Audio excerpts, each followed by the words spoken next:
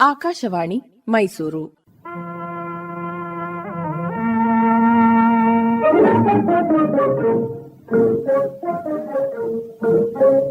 ಯುವವಾಣಿ.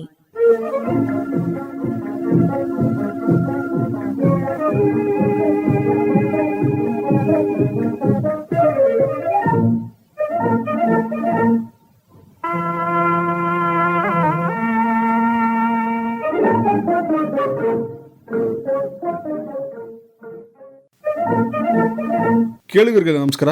ಇಂದಿನ ಯುವವಾಣಿ ಕಾರ್ಯಕ್ರಮಕ್ಕೆ ತಮ್ಮೆಲ್ಲರಿಗೂ ಪ್ರೀತಿಯ ಸ್ವಾಗತ. ಇಂದಿನ ಈ ಕಾರ್ಯಕ್ರಮದಲ್ಲಿ ದ್ವಿತೀಯ PUC ಪರೀಕ್ಷಾ ಸಿದ್ಧತಾ ಸರಣಿ ಕೇಳ್ತಾ ಇದ್ದೀರಿ. ಇವತ್ತಿನ ವಿಷಯ ಜೀವಶಾಸ್ತ್ರ ಅಂದರೆ ಬಯಾಲಜಿ ವಿಷಯದ ಬಗ್ಗೆ ಇವತ್ತು ಮಾಹಿತಿ ಮಾಡಿಕೊಳ್ಳಿದ್ದಾರೆ ಮಂಡ್ಯ ಜಿಲ್ಲೆ ಮದ್ದೂರು ತಾಲೂಕಿನ ಸರ್ಕಾರಿ ಬಾಲಕಿಯರ ಪದವಿ ಪೂರ್ವ ಕಾಲೇಜಿನ ಉಪನ್ಯಾಸಕರಾದಂತಹ ರವಿಕುಮಾರ್ ಎನ್ ಅವರು. ಅವ್ರನ್ನ ಕಾರ್ಯಕ್ರಮಕ್ಕೆ ಸ್ವಾಗತ ಕೋರ್ತಾ ಕಾರ್ಯಕ್ರಮ ಆರಂಭ ಮಾಡ್ತೀನಿ. ನಮಸ್ಕಾರ ರವಿಕುಮಾರ್ ಅವರೇ, ಕಾರ್ಯಕ್ರಮಕ್ಕೆ ಸ್ವಾಗತ. ನಮಸ್ತೆ ಸರ್. ರವಿಕುಮಾರ್ ಅವರೇ, ಎಷ್ಟು ವರ್ಷದ ತಮ್ಮ ಅನುಭವ? ಸರ್, ಕಳೆದ 30 ವರ್ಷಗಳಿಂದ ನಾನು ಉಪನ್ಯಾಸಕನಾಗಿ ವಿವಿಧ ಕಾಲೇಜುಗಳಲ್ಲಿ ಕಾರ್ಯನಿರ್ವಹಿಸ್ತಾ ಇದ್ದೇನೆ. ಈಗ ಪ್ರಸ್ತುತ ಬಾಲಕಿಯರ ಪದವಿ ಪೂರ್ವ ಕಾಲೇಜು ಮದ್ದೂರು ಮಂಡ್ಯ ಜಿಲ್ಲೆಯಲ್ಲಿ ಕಾರ್ಯನಿರ್ವಹಿಸ್ತಾ ಇದ್ದೇನೆ. ಯಾವತ್ತು ಇದೆ ಎಕ್ಸಾಮು ನಿಮ್ಮ ಬಯಾಲಜಿ? ಮೊದಲನೇದಾಗಿ 2025-26ನೇ ಸಾಲಿನಲ್ಲಿ ದ್ವಿತೀಯ PUC ವಾರ್ಷಿಕ ಪರೀಕ್ಷೆ ಬರೆಯುತ್ತಿರುವ ಎಲ್ಲ ವಿದ್ಯಾರ್ಥಿಗಳಿಗೆ ಸ್ವಾಗತ ಬಯಸುತ್ತಾ, ಮುಂದೆ ಬರುವ ಪರೀಕ್ಷೆಯಲ್ಲಿ ಉತ್ತಮ ಅಂಕಗಳನ್ನು ಗಳಿಸಿ ನಂತರ ಉತ್ತಮ ಕೋರ್ಸ್ಗಳಿಗೆ ಸೇರಿ ಜೀವನದಲ್ಲಿ ಯಶಸ್ಸು ಪಡೆಯಿರಿ ಎಂದು ಹೇಳುತ್ತಾ ನನ್ನ ಮಾತುಗಳನ್ನ ಪ್ರಾರಂಭ ಮಾಡ್ತಾ ಇದ್ದೇನೆ. ಈ ವರ್ಷ 2025-26ನೇ ಸಾಲಿನ ದ್ವಿತೀಯ PUC ಜೀವಶಾಸ್ತ್ರ ವಿಷಯದ ಪರೀಕ್ಷೆ ಮಾರ್ಚ್ 11ರಂದು ಇದೆ. ಓಕೆ, ಮಾರ್ಚ್ 11ರಂದು ಇದೆ. ಎಷ್ಟು ಅಂಕದ ಪ್ರಶ್ನೆ ಪತ್ರಿಕೆ ನಿಮ್ಮದು? ಪ್ರಶ್ನೆ ಪತ್ರಿಕೆ ಹೇಳೋದಕ್ಕಿಂತ ಮುಂಚೆ ನಾನು ಒಂದು ವಿಷಯನ ಹೇಳೋದಕ್ಕೆ ಬಯಸ್ತೀನಿ. ಈಗ Karnataka school examination and assessment board ಅಂತ ಇದೆ. ಅದರಲ್ಲಿ ಒಂದು ಜಾಲತಾಣ ಇದೆ. ಆ ಜಾಲತಾಣದಲ್ಲಿ ವಿದ್ಯಾರ್ಥಿಗಳಿಗೆ ಅನುಕೂಲವಾಗಲಿ ಅಂತ ಒಂದು ಸ್ಟೂಡೆಂಟ್ ಕಾರ್ನರ್ ಅಂತಾನೆ, ಅಂದರೆ ವಿದ್ಯಾರ್ಥಿಗಳ ಅಂಕಣ ಅಂತ ಒಂದಿದೆ.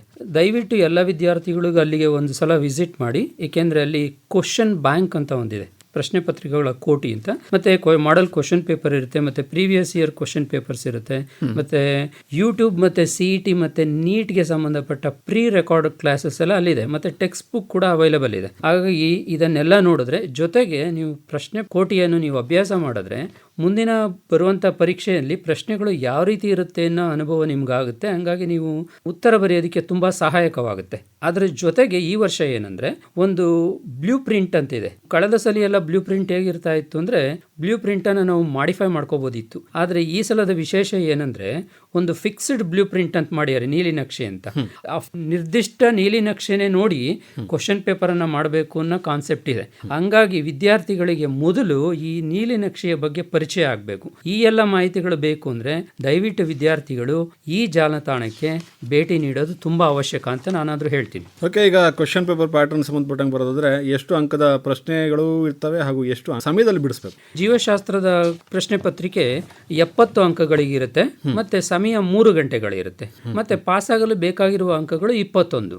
ಇಲ್ಲಿ ಒಟ್ಟು ಪ್ರಶ್ನೆಗಳು 44 ಇರುತ್ತೆ. ಆದರೆ ನೀವು ಉತ್ತರ ಬರಿಬೇಕಾಗಿರೋದು 35 ಪ್ರಶ್ನೆಗಳಿಗೆ, ಅಂದರೆ 9 ಪ್ರಶ್ನೆಗಳು ಎಕ್ಸ್ಟ್ರಾ ಇರುತ್ತೆ. ಮತ್ತೆ ಪ್ರಶ್ನೆ ಪತ್ರಿಕೆಯನ್ನು 105 ಮಾರ್ಕ್ಸ್ಗೆ ನಾವು ಪ್ರಿಪೇರ್ ಮಾಡಿರ್ತೀವಿ. ಆದರೆ ನೀವು ಆನ್ಸರ್ ಮಾಡಬೇಕು, ಉತ್ತರ ಬರೀಬೇಕಾಗಿರೋದು 70 ಅಂಕಗಳಿಗೆ ಮಾತ್ರ. ಮತ್ತೆ ಈ ಪ್ರಶ್ನೆ ಪತ್ರಿಕೆಯಲ್ಲಿ ಈ ಸಲ ಕೆಲವು ಇನ್ಸ್ಟ್ರಕ್ಷನ್ ಇದೆ. ಏನಂದ್ರೆ, question paper consist of 4 parts, A, B, C, D and E ಅಂತಿದೆ. ಮತ್ತೆ ಪಾರ್ಟ್ A ನಲ್ಲಿ ಫಸ್ಟ್ ಅಂಡ್ ಸೆಕೆಂಡ್ ಅಂತ ಇರುತ್ತೆ. ಪಾರ್ಟ್ ಫಸ್ಟ್ ಅಲ್ಲಿ 15 MCQಗಳು ಇರುತ್ತೆ, ಮತ್ತೆ ಪಾರ್ಟ್ ಸೆಕೆಂಡ್ ಅಲ್ಲಿ 5 ಫಿಲ್ ಇನ್ ದಿ ಬ್ಲಾಂಕ್ಸ್ ಇರುತ್ತೆ. ಮತ್ತೆ ಪಾರ್ಟ್ D ನಲ್ಲಿ 5 ಮತ್ತು 6ನೇ ವಿಭಾಗ ಅಂತಿರುತ್ತೆ.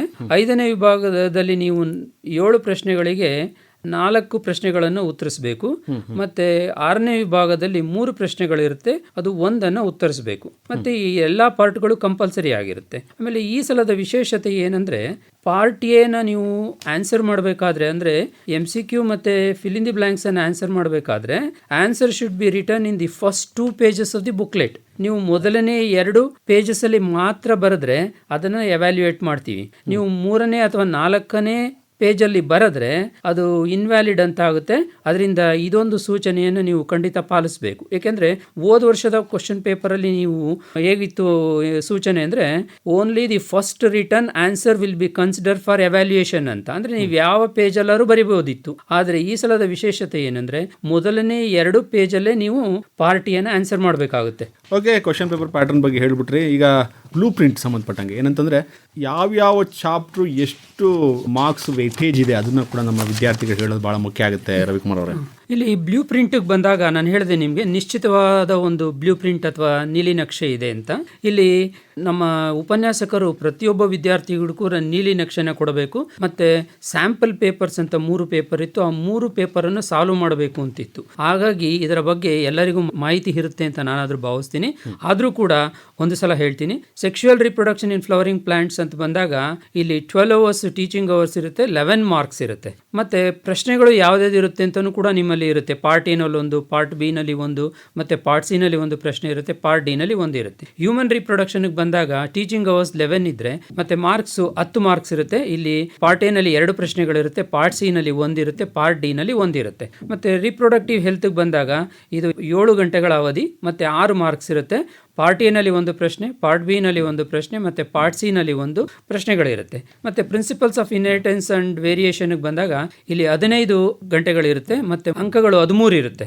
ಪಾರ್ಟ್ ಎ ನಲ್ಲಿ 1, ಪಾರ್ಟ್ ಬಿ ನಲ್ಲಿ 1, ಮತ್ತೆ ಪಾರ್ಟ್ ಡಿ ನಲ್ಲಿ 2, ಅಂದ್ರೆ 5 ಅಂಕಗಳ 2 ಪ್ರಶ್ನೆಗಳಿರುತ್ತೆ. ಮತ್ತೆ ಮಾಲಿಕ್ಯುಲರ್ ಬೇಸಿಸ್ ಆಫ್ ಇನ್ಹೆರಿಟೆನ್ಸ್ ಅಂತ ಬಂದಾಗ 15 ಗಂಟೆಗಳು, ಮತ್ತೆ ಇಲ್ಲಿ ವೇಟೇಜ್ ಆಫ್ ಮಾರ್ಕ್ಸ್ 13 ಇರುತ್ತೆ. ಪಾರ್ಟ್ ಎ ನಲ್ಲಿ 1, ಪಾರ್ಟ್ ಬಿ ನಲ್ಲಿ 1, ಮತ್ತೆ ಪಾರ್ಟ್ ಡಿ ನಲ್ಲಿ 2 ಇರುತ್ತೆ. ಮತ್ತೆ ಎವಲ್ಯೂಷನ್ಗೆ ಬಂದಾಗ 8 ಗಂಟೆಗಳ ಅವಧಿ ಇರುತ್ತೆ, ಮಾರ್ಕ್ಸ್ 7, ಮತ್ತೆ ಇಲ್ಲಿ 2 MCQ ಪ್ರಶ್ನೆಗಳಿರುತ್ತೆ, ಮತ್ತೆ 1 ಪಾರ್ಟ್ ಬಿ ನಲ್ಲಿ, ಇನ್ನೊಂದು ಪಾರ್ಟ್ ಸಿ ನಲ್ಲಿ ಇರುತ್ತೆ. ಪಾರ್ಟ್ ಡಿ ನಲ್ಲಿ ಯಾವುದೇ ಪ್ರಶ್ನೆ ಇರಲ್ಲ. ಹ್ಯೂಮನ್ ಹೆಲ್ತ್ ಅಂಡ್ ಡಿಸೀಸಸ್ ಬಂದಾಗ 13 ಗಂಟೆಗಳಿರುತ್ತೆ, ಮತ್ತೆ ಇಲ್ಲಿ ಅಂಕಗಳು 11 ಇರುತ್ತೆ, ಮತ್ತೆ 3 ಪ್ರಶ್ನೆಗಳಿರುತ್ತೆ. ಪಾರ್ಟ್ ಎ ನಲ್ಲಿ, ಪಾರ್ಟ್ ಸಿ ನಲ್ಲಿ 1, ಪಾರ್ಟ್ ಡಿ ನಲ್ಲಿ 1.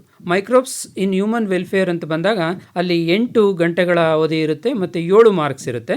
ಪಾರ್ಟ್ ಎ ನಲ್ಲಿ 2 ಪ್ರಶ್ನೆಗಳಿರುತ್ತೆ, ಪಾರ್ಟ್ ಬಿ ನಲ್ಲಿ 1, ಪಾರ್ಟ್ ಸಿ ನಲ್ಲಿ 1, ಪಾರ್ಟ್ ಡಿ ನಲ್ಲಿ ಯಾವುದೇ ಪ್ರಶ್ನೆಗಳಿರಲ್ಲ. ಬಯೋಟೆಕ್ನಾಲಜಿ ಪ್ರಿನ್ಸಿಪಲ್ಸ್ ಅಂಡ್ ಪ್ರಾಸೆಸಸ್ ಅಂತ ಬಂದಾಗ 8 ಗಂಟೆಗಳ ಅವಧಿ, 7 ಅಂಕಗಳು, 2 MCQ ಪ್ರಶ್ನೆಗಳಿರುತ್ತೆ, ಮತ್ತೆ 1 ಪಾರ್ಟ್ ಡಿ ನಲ್ಲಿ ಪ್ರಶ್ನೆ ಇರುತ್ತೆ. ಮತ್ತೆ ಬಯೋಟೆಕ್ನಾಲಜಿ ಅಂಡ್ ಇಟ್ಸ್ ಅಪ್ಲಿಕೇಶನ್ ಅಂತ ಬಂದಾಗ 7 ಗಂಟೆಗಳ ಅವಧಿ, 6 ಮಾರ್ಕ್ಸ್ ಇರುತ್ತೆ, ಮತ್ತೆ ಪಾರ್ಟ್ ಎ ನಲ್ಲಿ 1 ಪ್ರಶ್ನೆ, ಮತ್ತೆ ಪಾರ್ಟ್ ಡಿ ನಲ್ಲಿ 1 ಪ್ರಶ್ನೆ ಇರುತ್ತೆ. ಆರ್ಗ್ಯಾನಿಸಮ್ ಅಂಡ್ ಪಾಪ್ಯುಲೇಷನ್ ಅಂತ ಬಂದಾಗ 6 ಗಂಟೆಗಳ ಅವಧಿ, 6 ಅಂಕಗಳು, ಮತ್ತೆ ಪಾರ್ಟ್ ಎ ನಲ್ಲಿ 1 ಪ್ರಶ್ನೆ, ಮತ್ತೆ ಪಾರ್ಟ್ ಡಿ ನಲ್ಲಿ 1 ಪ್ರಶ್ನೆ ಇರುತ್ತೆ. ಇಕೋಸಿಸ್ಟಮ್ಗೆ ಬಂದಾಗ 5 ಗಂಟೆಗಳ ಅವಧಿ, 4 ಅಂಕಗಳು, ಪಾರ್ಟ್ ಎ ನಲ್ಲಿ 1, ಮತ್ತೆ ಪಾರ್ಟ್ ಸಿ ನಲ್ಲಿ 1. ಬಯೋಡೈವರ್ಸಿಟಿ ಅಂಡ್ ಕನ್ಸರ್ವೇಷನ್ ಅಂತ ಬಂದಾಗ 5 ಗಂಟೆಗಳ ಅವಧಿ, 4 ಅಂಕಗಳು, ಪಾರ್ಟ್ ಎ ನಲ್ಲಿ 2 ಪ್ರಶ್ನೆಗಳಿರುತ್ತೆ, ಪಾರ್ಟ್ ಬಿ ನಲ್ಲಿ 1 ಪ್ರಶ್ನೆ ಇರುತ್ತೆ, ಪಾರ್ಟ್ ಸಿ ಮತ್ತೆ ಪಾರ್ಟ್ ಡಿ ನಲ್ಲಿ ಇರಲ್ಲ. ಇನ್ನೊಂದು ವಿಶೇಷತೆ ಏನಂದ್ರೆ ಇಲ್ಲಿ ನಾವು ಬ್ಲೂ ಪ್ರಿಂಟ್ ಅನ್ನು ನೋಡಿದಾಗ ನಾವು 3 ತರದ ಒಂದು ಕ್ಯಾಟಗರಿಯನ್ನು ಮಾಡಬಹುದು. ಹೈ ವೇಟೇಜು, ಮಾಡರೇಟು ಮತ್ತೆ ಲೆಸ್ ವೇಟೇಜ್, ಅಂದ್ರೆ ಅತಿ ಹೆಚ್ಚು ಅಂಕ, ಸಾಧಾರಣ ಮತ್ತೆ ತುಂಬಾ ಕಡಿಮೆ ಅಂತ. ನೀವು ಪ್ರಿನ್ಸಿಪಲ್ಸ್ ಆಫ್ ಇನ್ಹೆರಿಟೆನ್ಸ್ 13 ಅಂಕಗಳು, ಮಾಲಿಕ್ಯುಲರ್ ಬೇಸಿಸ್ ಆಫ್ ಇನ್ಹೆರಿಟೆನ್ಸ್ 13 ಅಂಕಗಳು, ಸೆಕ್ಷುವಲ್ ರಿಪ್ರೊಡಕ್ಷನ್ ಇನ್ ಫ್ಲವರಿಂಗ್ ಪ್ಲಾಂಟ್ಸ್ 11 ಅಂಕಗಳು, ಹ್ಯೂಮನ್ ಹೆಲ್ತ್ ಅಂಡ್ ಡಿಸೀಸಸ್ 11 ಅಂಕಗಳು, ಹ್ಯೂಮನ್ ರಿಪ್ರೊಡಕ್ಷನ್ ನಲ್ಲಿ 10 ಅಂಕಗಳು. ಅಂದ್ರೆ ಇದು ಅತಿ ಹೆಚ್ಚು ಅಂಕಗಳನ್ನು ಹೊಂದಿರುವಂತ ಚಾಪ್ಟರ್ಸ್. ಇಲ್ಲಿ 58 ಅಂಕಗಳಿರುತ್ತೆ. ಅದರಿಂದ 5 ಚಾಪ್ಟರ್ ಇಂದ 58 ಅಂಕಗಳನ್ನ ಇಲ್ಲಿ ಕವರ್ ಆಗುತ್ತೆ. ಅದರಿಂದ ವಿದ್ಯಾರ್ಥಿಗಳು ಇದರ ಬಗ್ಗೆ ಗಮನ ಹರಿಸಿದ್ರೆ ನೀವು ಒಳ್ಳೆಯ ಅಂಕಗಳನ್ನ ಪಡೆಯಬಹುದು. ಅಂದ್ರೆ ನೀವು ಹೇಳೋ ಪ್ರಕಾರ ಈಗ ಅತಿ ಹೆಚ್ಚು ಅಂಕ ಬರುವಂತಹ 5 ಚಾಪ್ಟರ್ನ ತರವಾಗಿ ಓದ್ಕೊಬಿಟ್ರೆ, ಹೌದು, ಮಕ್ಕಳು ಇದ್ರ ಬಗ್ಗೆ ಜಾಸ್ತಿ ಕಾನ್ಸಂಟ್ರೇಟ್ ಮಾಡಿದ್ರೆ ಒಳ್ಳೆ ಅಂಕಗಳನ್ನ ಗಳಿಸಬಹುದು. ಈಗ ನಾನು ಪಾಸೇ ಆಗಲ್ಲ ಅನ್ನೋ ವಿದ್ಯಾರ್ಥಿ ಇರ್ತಾನೆ ಅಲ್ವಾ, ನಾನೇನು ಓದಿಲ್ಲ, ಏನಪ್ಪ ಮಾಡೋದು ಅಂತ ಹೇಳಿ. ಅದರಲ್ಲಿ 5 ಚಾಪ್ಟರ್ 3-4 ಓದ್ಕೊಂಡ್ರೆ ಆರಾಮಾಗಿ ಪಾಸ್ ಆಗ್ಬೋದು. ಯಾಕೆಂದ್ರೆ ಪಾಸಿಂಗ್ ಬೇಕಾಗಿರೋದು 21 ಅಂಕಗಳಷ್ಟೇ. 58 ಅಂಕಗಳಲ್ಲಿ 21 ಅಂಕಗಳನ್ನ ತೆಗಿಯೋದಂತ ಏನು ಕಷ್ಟ ಆಗೋದಿಲ್ಲ. ಆಮೇಲೆ ನಮ್ಮ ಇನ್ನೂ ಹೆಚ್ಚಿನ ಅಂಕವನ್ನು ತಗೊಬೇಕು, ಡಿಸ್ಟಿಂಕ್ಷನ್ ಬರಬೇಕು, ಪೂರ್ಣ ಪ್ರಮಾಣದ 70ಕ್ಕೆ 70 ತಗೋಬೇಕು ಅಂದ್ರೆ ಎಲ್ಲ ಓದಬೇಕು. ಅಂತ ವಿದ್ಯಾರ್ಥಿಗಳು ಇಲ್ಲಿ ಮಾಡರೇಟ್ ಅಂತ ಹೇಳಿದೆ ನಾನು, ಸಾಧಾರಣ ಅಂತ. ಎವಲ್ಯೂಷನ್ 7 ಮಾರ್ಕ್ಸ್ಗಿದೆ, ಮತ್ತೆ ಮೈಕ್ರೋಬ್ಸ್ ಇನ್ ಹ್ಯೂಮನ್ ವೆಲ್ಫೇರ್ ಅದು 7 ಅಂಕಗಳಿಗೆ, ಬಯೋಟೆಕ್ನಾಲಜಿ ಪ್ರಿನ್ಸಿಪಲ್ಸ್ ಅಂಡ್ ಪ್ರಾಸೆಸ್ 7 ಅಂಕಗಳಿಗೆ, ಬಯೋಟೆಕ್ನಾಲಜಿ ಅಂಡ್ ಇಟ್ಸ್ ಅಪ್ಲಿಕೇಶನ್ 6 ಅಂಕಗಳಿಗೆ, ರೀಪ್ರೊಡಕ್ಟಿವ್ ಹೆಲ್ತ್ 6 ಅಂಕಗಳಿಗೆ, ಆರ್ಗ್ಯಾನಿಸಮ್ ಅಂಡ್ ಪಾಪ್ಯುಲೇಷನ್ 6 ಅಂಕಗಳು. ತುಂಬಾ ಕಡಿಮೆ ಅಂದ್ರೆ ಇಕೋಸಿಸ್ಟಮ್ ಮತ್ತೆ ಬಯೋಡೈವರ್ಸಿಟಿ ಅಂಡ್ ಕನ್ಸರ್ವೇಷನ್. ಇಲ್ಲಿ ನಾವು ಕ್ಲಾಸಿಫಿಕೇಶನ್ ಏನೋ ಮಾಡಿದೀವಿ, ಆದ್ರೆ ವಿದ್ಯಾರ್ಥಿಗಳಿಗೆ ಇನ್ನೊಂದೇನು ಸೂಚನೆ ಅಂದ್ರೆ, ಮೊದಲೇಗಿತ್ತು ಅಂದ್ರೆ ನಿಮ್ಗೆ ಉತ್ತರನ ಒಂದು ಸೆಂಟೆನ್ಸ್ ಅಲ್ಲಿ ಅಥವಾ ಒಂದು ವರ್ಡ್ ಅಲ್ಲಿ ಬರೆಯುವಂತದ್ದಿತ್ತು. ಆದ್ರೆ ಈ ಸಲ ಬಹು ಆಯ್ಕೆ ಮಾದರಿ ಪ್ರಶ್ನೆಗಳು ಮತ್ತೆ ಫಿಲ್ ಇನ್ ದಿ ಬ್ಲಾಂಕ್ಸ್ ಇರೋದ್ರಿಂದ ಯಾವುದೇ ಕಾರಣಕ್ಕೂ ನೀವು ಇಂಥ ಚಾಪ್ಟರ್ನೇ ಓದಬೇಕು ಅನ್ನೋ ಕಾನ್ಸೆಪ್ಟ್ ಬರೋದು ತಪ್ಪಾಗುತ್ತೆ ಅಂತ ನನ್ನ ಅರ್ಥದಲ್ಲಿ. ಯಾಕೆಂದ್ರೆ ನೀವು ಎಲ್ಲದನ್ನು ಓದಿದ್ರೆ ಮಾತ್ರ ಬಹು ಆಯ್ಕೆ ಪ್ರಶ್ನೆಗಳು ಮತ್ತೆ ಫಿಲ್ ಇನ್ ದಿ ಬ್ಲಾಂಕ್ಸ್ ಅನ್ನ ಅಟೆಂಡ್ ಮಾಡೋದಕ್ಕೆ ಸಾಧ್ಯ. ಅದರಿಂದ ಮಕ್ಕಳು ಪ್ರತಿಯೊಂದು ಚಾಪ್ಟರ್ ಅನ್ನು ಓದಬೇಕು. ಅದರಲ್ಲೂ ಕೂಡ ನನ್ನ ಸಲಹೆ ಏನಂದ್ರೆ, ನೀವು NCERT ಬುಕ್ ಅನ್ನು ಓದೋದ್ರಿಂದ ಯಾವುದೇ ಕಾರಣಕ್ಕೂ ನಿಮ್ಗೆ ಅಂಕಗಳು ಕಡಿಮೆ ಆಗೋದಿಲ್ಲ. ಯಾಕೆಂದ್ರೆ ಇಡೀ ಕ್ವಶನ್ ಪೇಪರ್ ಅನ್ನ ನಾವು ಪ್ರಿಪೇರ್ ಮಾಡೋದು NCERT ಬುಕ್ಕನ್ನು ನೋಡಿನೇ. ಅದರಿಂದ ದಯವಿಟ್ಟು ವಿದ್ಯಾರ್ಥಿಗಳು NCERT ಬುಕ್ ಕಡೆ ಗಮನ ಇರಬೇಕು. ಈಗ ಪಾರ್ಟ್ ಎನಲ್ಲಿ 20 ಅಂಕಗಳಿಗೆ ಏನು 1 ಮಾರ್ಕ್ಸ್ದು 20 ಅಂಕಗಳಿಗೆ ಏನಿದಾವಲ್ಲ, ಉತ್ತರ ಅಲ್ಲೇ ಕೊಟ್ಬಿಟ್ಟಿದ್ದಾರೆ. ಆಯ್ಕೆ ಮಾಡ್ಕೊಳ್ಳೋದು ಮಾತ್ರ ಬಾಕಿ ಇರೋದು ನೀವು. ಹೌದಾ? ಹೌದು. ಅಂದ್ರೆ ನೀವು ಹೇಳೋ ಪ್ರಕಾರ ವಿದ್ಯಾರ್ಥಿಗಳು ಒಂದು ಸ್ವಲ್ಪ ಪಾಠಗಳನ್ನ ಕೇಳಿದ್ರೆ ಇಲ್ಲ ಒಂದು ಸ್ವಲ್ಪ ಓದ್ಕೊಂಡಿದ್ರೆ, ಈಗಲೂ ಕಾಲ ಮಿಂಚಿಲ್ಲ, ಸ್ವಲ್ಪ ಆದ್ರೂ ಓದ್ತೀನಿ ಅಂತಂದ್ರು ಕೂಡ ಅವ್ರಿಗೆ ಈ 20-15 ತಗೊಂಡ್ರು ಕೂಡ ಒಳ್ಳೆ ಅಂಕವನ್ನು ತಗೊಳ್ಳೋಕೆ ಸಾಧ್ಯ ಆಗುತ್ತೆ. ಅಲ್ಲೇ ಉತ್ತರ ಕೊಟ್ಬಿಟ್ಟಿದ್ದಾನೆ, ಆಯ್ಕೆ ಮಾಡ್ಕೊಳ್ಳೋದು ಒಂದೇ ಬಾಕಿ.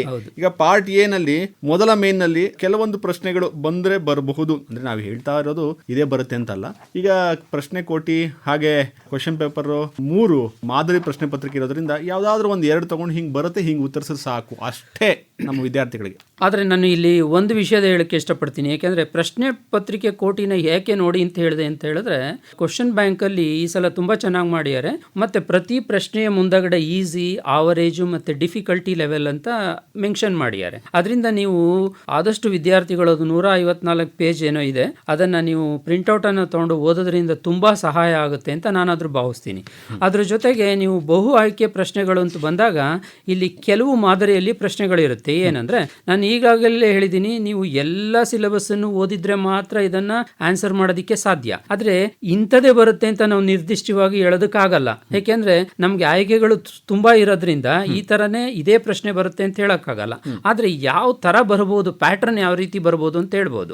ಹೇಗೆಂದರೆ, ಮೊದಲನೇದು ಸ್ಟೇಟ್ಮೆಂಟ್ ಬೇಸ್ಡ್ ಕ್ವಶನ್ಸ್ ಅಂತ ಇರುತ್ತೆ. ಸ್ಟೇಟ್ಮೆಂಟ್ ಬೇಸ್ಡ್ ಅಂದರೆ ಅಲ್ಲಿ ಒಂದು ಸ್ಟೇಟ್ಮೆಂಟ್ ಅನ್ನು ಕೊಟ್ಟಿರ್ತಾನೆ, ಅದು ಸರಿನೋ ತಪ್ಪು ಅಂತ ಕೇಳಿರ್ತಾನೆ.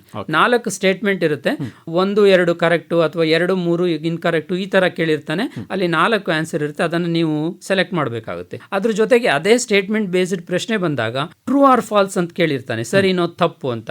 ಆ ತರ ಪ್ರಶ್ನೆಗಳು ಬರ್ಬೋದು. ಅದಾದ್ಮೇಲೆ ಮ್ಯಾಚ್ ದಿ ಫಾಲೋಯಿಂಗ್ ಅಂತ ಇರುತ್ತೆ. ಆ ಮ್ಯಾಚ್ ದಿ ಫಾಲೋಯಿಂಗ್ ಅಂತ ಬಂದಾಗ 4 ಮ್ಯಾಚ್ ಅನ್ನ ಕೊಟ್ಟು ಅದರಲ್ಲಿ ಸರಿ ಯಾವುದು ಅಥವಾ ಯಾವುದು ಇನ್ಕರೆಕ್ಟು ಯಾವುದು ಕರೆಕ್ಟ್ ಅಂತ ಕೇಳ್ಬೋದು. ಅಂದರೆ 3 ತಪ್ಪು ಕೊಟ್ಟಿರ್ತಾನೆ, 1 ಸರಿ ಕೊಟ್ಟಿರ್ತಾನೆ, ಅಥವಾ 3 ತಪ್ಪು ಕೊಟ್ಟು 1 ಸರಿ, ಈ ಥರ ಮಾಡಿರ್ತಾನೆ. ಅದನ್ನು ನೀವು ಆಯ್ಕೆ ಮಾಡಬೇಕಾಗುತ್ತೆ. ಆಮೇಲೆ ಕೆಲವು ಸಲ ಡಯಾಗ್ರಾಮ್ ಬೇಸ್ಡ್ ಪ್ರಶ್ನೆಗಳು ಬರುತ್ತೆ. ಯಾವುದೋ ಒಂದು ಡಯಾಗ್ರಾಮ್ ಅನ್ನು ಕೊಟ್ಟು ಎ ಅನ್ನೋ ಪಾರ್ಟ್ ಅನ್ನು ಕೊಟ್ಟಿರ್ತಾನೆ, ಅದನ್ನು ನೀವು ಲೇಬಲ್ ಮಾಡಿ ಅಂತ, ಆ ಲೇಬಲಿಂಗ್ ಅನ್ನು ಕೆಳಗಡೆ ಕೊಟ್ಟಿರ್ತಾನೆ, ನೀವು ಅದನ್ನು ಆಯ್ಕೆ ಮಾಡಬೇಕಾಗುತ್ತೆ. ಅದಾದಮೇಲೆ ಕೆಲವು ಪ್ರಶ್ನೆಗಳಿದೆ, DNA ಫಿಂಗರ್ ಪ್ರಿಂಟಿಂಗು ಮತ್ತು ಡಿಕಾಂಪೋಷನ್ನು, ಜೀನ್ ಥೆರಪಿ ಮತ್ತು PCR ಅಂತ ಬಂದಾಗ ಅಲ್ಲಿ ನಿರ್ದಿಷ್ಟವಾದ ಕೆಲವು ಸ್ಟೆಪ್ಸ್ಗಳಿದೆ. ಆ ಸ್ಟೆಪ್ಸ್ಗಳನ್ನ ಅವ್ರೇನು ಮಾಡಿರ್ತಾರೆ ಅಂದರೆ ಆಚೆ ಈಚೆ ಮಾಡಿರ್ತಾರೆ, ಜಂಬಲ್ ಮಾಡಿರ್ತಾರೆ. ನೀವೇನು ಮಾಡಬೇಕಾಗುತ್ತೆ ಅಂದರೆ ಅದನ್ನು ಆರ್ಡ್ರಲ್ಲಿ ಮಾಡಬೇಕಾಗುತ್ತೆ. ಇದು ಒಂದು ಮಾದರಿ ಪ್ರಶ್ನೆ ಬರ್ಬೋದು. ಆಮೇಲೆ ಕೆಲವು ವರ್ಕೌಟ್ ಮಾಡುವಂಥ ಪ್ರಶ್ನೆಗಳು ಬರ್ಬೋದು. ಯಾವುದು ಬ್ಲಡ್ ಗ್ರೂಪ್ಗೆ ಸಂಬಂಧಪಟ್ಟ ಹಾಗೆ ಪೇರೆಂಟ್ಸ್ ಬ್ಲಡ್ ಗ್ರೂಪನ್ನು ಕೊಟ್ಬಿಟ್ಟು ಆಫ್ ಸ್ಪ್ರಿಂಗ್ಸ್ ಅಂದರೆ ಮಕ್ಕಳದ್ದು ಯಾವ ಬ್ಲಡ್ ಗ್ರೂಪ್ ಇರುತ್ತೆ ಅಂತ ನೀವು ವರ್ಕೌಟ್ ಮಾಡಿ ಅಂತಲೂ ಕೊಡ್ಬೋದು. ಈ ಥರದ ಮಾದರಿ ಪ್ರಶ್ನೆಗಳು MCQ ನಲ್ಲಿ ಬಹು ಆಯ್ಕೆ ಪ್ರಶ್ನೆಗಳಲ್ಲಿ ಬರ್ಬೋದು. ಅದಾದ್ಮೇಲೆ ಇಲ್ಲಿ 2ನೇ ವಿಭಾಗಕ್ಕೆ ಬಂದಾಗ ಫಿಲ್ ಇನ್ ದಿ ಬ್ಲಾಂಕ್ಸ್ ಅಂತ ಇರುತ್ತೆ. ಮೊದಲೆಲ್ಲ ಹೇಗಿರ್ತಾ ಇತ್ತು ಅಂದ್ರೆ 5 ಪ್ರಶ್ನೆಗಳಿರ್ತಿತ್ತು, 5 ಉತ್ತರಗಳಿರ್ತಾ ಇತ್ತು. ಆದರೆ ಈ ಸಲ ಏನಂದ್ರೆ 6 ಉತ್ತರಗಳನ್ನು ಕೊಟ್ಟಿರ್ತಾನೆ. ಯಾಕೆಂದ್ರೆ ವಿದ್ಯಾರ್ಥಿಗಳಿಗೆ ಸ್ವಲ್ಪ ಅವರ ಕನ್ಫ್ಯೂಸ್ ಅನ್ನೋದಕ್ಕಿಂತ ರೀಡಿಂಗ್ ಎಬಿಲಿಟಿ ಜಾಸ್ತಿ ಆಗಲಿ ಮತ್ತೆ ಅವೇರ್ನೆಸ್ ಬರಲಿ ಅನ್ನೋ ಕಾರಣಕ್ಕೆ ಈ ತರ ಮಾಡಿದ್ದಾರೆ. ಅಲ್ಲಿಗೆ ನೀವು 1 ತಪ್ಪು ಮಾಡಿದ್ರೆ ಅಲ್ಲಿಗೆ 1 ಎಕ್ಸ್ಟ್ರಾ ಇರುತ್ತೆ. ಹಾಗಾಗಿ ಆ ಮಕ್ಕಳಲ್ಲಿ ಅದು ಕನ್ಫ್ಯೂಷನ್ ಶುರು ಮಾಡುತ್ತೆ. ನನ್ನ ಅನಿಸಿಕೆ ಇಷ್ಟೇ, ವಿದ್ಯಾರ್ಥಿಗಳು ಪ್ರಾಮಾಣಿಕವಾಗಿ ಓದಿದ್ರೆ ನೀವು ಏನು ಓದಿರ್ತೀರಿ ಅದು ನಿಮ್ಮ ಮೈಂಡಲ್ಲಿ ರಿಜಿಸ್ಟರ್ ಆಗಿರುತ್ತೆ. ಅದರಿಂದ ಅದು ನನ್ನ ಅನುಭವದ ಪ್ರಕಾರ ನೀವು ಕ್ವಶನ್ ಪೇಪರ್ ನೋಡ್ತಿದ್ದಂಗೆ ಅದು ನಿಮಗೆ ಜ್ಞಾಪಕಕ್ಕೆ ಬರುತ್ತೆ. ಆದರೆ ಇಲ್ಲಿ ವಿದ್ಯಾರ್ಥಿಗಳು ಮಾಡೋ ತಪ್ಪೇನಂದ್ರೆ ಸರಿ ಉತ್ತರ ಬರ್ದಿರ್ತೀರಿ, ಆದರೆ ಅದನ್ನು ಒಡೆದಾಕ್ಬಿಟ್ಟು ಪಕ್ಕದವನ್ನ ನೋಡಿ ಅಥವಾ ಯಾರನ್ನೋ ಕೇಳಿ ತಪ್ಪು ಉತ್ತರನ ಬರ್ದಿರ್ತೀರಿ. ಇದನ್ನ ನಾವು ಎವ್ಯಾಲ್ಯೂಯೇಷನ್ ಮಾಡಬೇಕಾದ್ರೆ ನೋಡಿದೀವಿ, ತುಂಬಾ ಉತ್ತರಗಳು ಹೀಗೆ ಆಗಿರುತ್ತೆ. ಅಂದ್ರೆ ಮೊದಲನೇ ಉತ್ತರ ಏನು ಬರ್ದಿರ್ತೀರಿ ಅದು ಸರಿ ಇರುತ್ತೆ, 2ನೇ ಉತ್ತರ ಏನು ನೀವು ಒಡೆದಾಕ್ ಬರ್ದಿರ್ತೀರಿ ಅದು ಆಲ್ಮೋಸ್ಟ್ ತಪ್ಪಿರುತ್ತೆ. ಅದರಿಂದ ವಿದ್ಯಾರ್ಥಿಗಳು ಪ್ರಾಮಾಣಿಕವಾಗಿ ಓದಿದ್ರೆ ನಿಮಗೆ ಎಲ್ಲೋ ಒಂದು ಕಡೆ ಅದು ಜ್ಞಾಪಕ ಬಂದೇ ಬರುತ್ತೆ ಅಂತ ನನ್ನ ಅನಿಸಿಕೆ. ಪಾರ್ಟ್ ಬಿಗೆ ಬರೋದಾದ್ರೆ ನಾವು ಇದು 2 ಅಂಕದ ಪ್ರಶ್ನೆಗಳು. ಈ 2 ಅಂಕದ ಪ್ರಶ್ನೆಗಳು ನಮ್ಮ ವಿದ್ಯಾರ್ಥಿಗಳಲ್ಲಿ ಏನು ಗೊಂದಲ ಅಂತ ಹೇಳಿದ್ರೆ ಎಷ್ಟು ಬರಿಬೇಕು ಅಂತ ಹೇಳಿ. ಈಗ ಒಂದು ಪ್ರಶ್ನೆ ಕೊಟ್ಟಿರ್ತಾರೆ, ಆ ಪ್ರಶ್ನೆ 3 ಅಂಕಕ್ಕೂ ಬರ್ಬೋದು, 4 ಅಂಕಕ್ಕೂ ಬರ್ಬೋದು, 5 ಅಂಕಕ್ಕೂ ಬರ್ಬೋದು. ಆದರೆ 2 ಅಂಕಕ್ಕೆ ಕೇಳಿದಾಗ ಯಾವ ಪ್ರಶ್ನೆ ಬರಬಹುದು, ಯಾವ ಪ್ರಶ್ನೆ ಬಂದಾಗ ಎಷ್ಟು ಉತ್ತರ ಕೊಡಬೇಕು ಅದು ಮುಖ್ಯ. ಯಾಕೆಂತಂದ್ರೆ ಮೊದಲೆಲ್ಲ 100 ಅಂಕಕ್ಕೆ 3 ಗಂಟೆ ಇರ್ತಿತ್ತು, ಇವಾಗ 70 ಅಂಕಕ್ಕೆ 3 ಗಂಟೆ ಅಂತಂದಾಗ ವಿದ್ಯಾರ್ಥಿಗಳಿಗೆ time management is very important ಅಲ್ವಾ. ಅಂದ್ರೆ ಅವಧಿ ಕಡಿಮೆ ಆಗಿದೆ ಅಂತಂದಾಗ ಕಷ್ಟನೂ ಸ್ವಲ್ಪ ಕೂಡ ಜಾಸ್ತಿ ಆಗಿರುತ್ತೆ, ನಿಮ್ಗೆ ಕನ್ಫ್ಯೂಸ್ ಮಾಡೋದು ಜಾಸ್ತಿ ಆಗಿರುತ್ತೆ. ಅದನ್ನ ಅರ್ಥ ಮಾಡ್ಕೊಂಡು ನಿಮ್ಮ ಆಗ್ಲೇ ಕೂಡ ಹೇಳಿದ್ರಿ, ಓದಿದ್ದಾನೆ ಅಂತಂದ್ರೆ ಅವ್ನು ಬರಿತಾನೆ. ಸ್ವಲ್ಪ ಓದಿ ಆಚೆ ಈಚೆ ಆಗಿದೆ ಅಂತಂದಾಗ ಗೊಂದಲಕ್ಕೀಡಾಗಿ ತಪ್ಪಾಗ್ಬೋದು.